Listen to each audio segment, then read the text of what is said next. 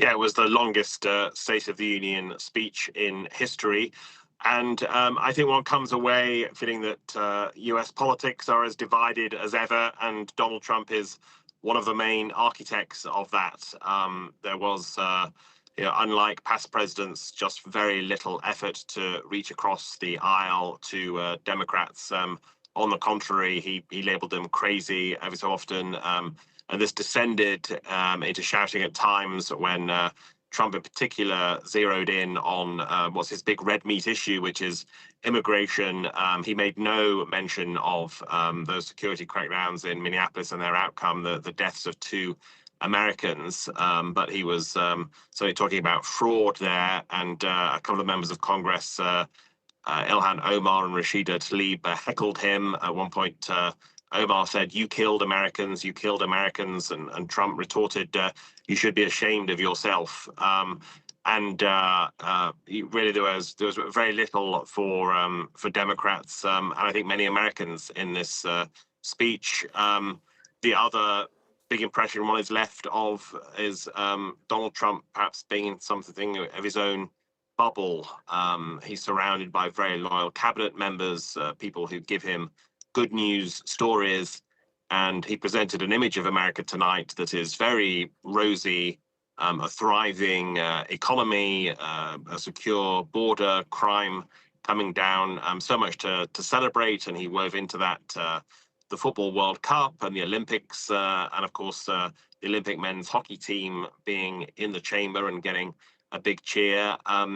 The harsh reality for Donald Trump is, though, that the opinion polls do not reflect that.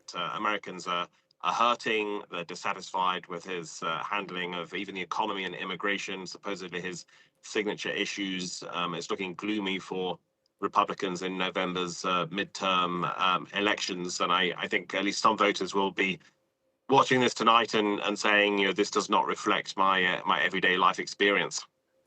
Meanwhile, speaking of the economy there, we just heard a brief extract from Trump's speech where he, looked at the justices of the Supreme Court who were seated really just in front of him, noting that their recent decision overruling his tariffs, saying that they were illegal, was extremely unfortunate. So, seeing division there then in the US, not just in politics, but also with some resistance from the Supreme Court.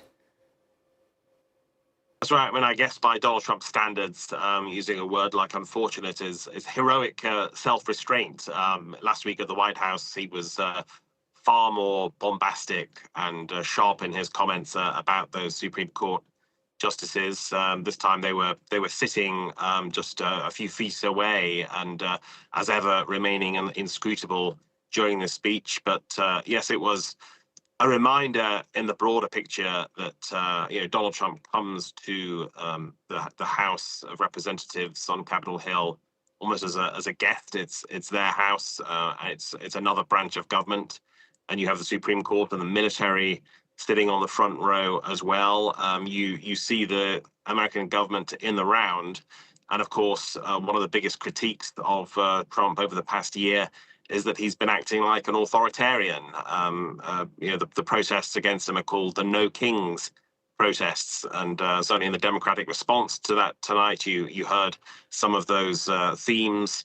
And this is always meant to be a reminder to the president that he does need Congress for at least some of his legislation, and he urged Republicans to adopt his tariffs, and they do seem a bit lukewarm on that. But in other areas, of course, they were as noisy and raucous and supportive as ever, while Democrats sat on their hands. But in the coming months and years, one would not be surprised if there are further clashes with the Supreme Court. Meanwhile, David, of course, the State of the Union is for the American audience first and foremost. But on the international level, we were looking to see what he might talk about there. He did mention Iran, not so much Ukraine or other issues, Greenland, Panama, and so on. Right. I think many people around the world and many foreign policy observers were waiting for a passage on Iran, and he certainly took his time. And there are some who felt, this is such an urgent situation now, such a a massive military build-up. It was almost a little bizarre to be talking about hockey teams and so much else, but he did get there in the end. He said the US still wants a deal with Iran on its nuclear program, but he said we've not heard the secret words that we're willing to abandon that nuclear enrichment, and he assured the entire chamber, we will not allow Iran to build a nuclear weapon, or that capability, but little clarity otherwise on his immediate plans, why now, what his long-term objectives are. There was reference to the war in Ukraine, but precious little detail. Certainly a stark contrast from his predecessor, Joe Biden, who would use these kind of set-piece occasions to talk about the alliances he's built in Europe for the defense of Ukraine. So much of that is absent now, and not a great deal on China or other global hotspots. I think, as expected, this was mainly a domestic policy speech because Trump's advisors realize there's frustration among his support base that he's been spending so much time of his first year on foreign policy, whereas voters are actually much more concerned with daily bread and butter issues of the price of eggs and other goods at the supermarket, and how they can make ends meet.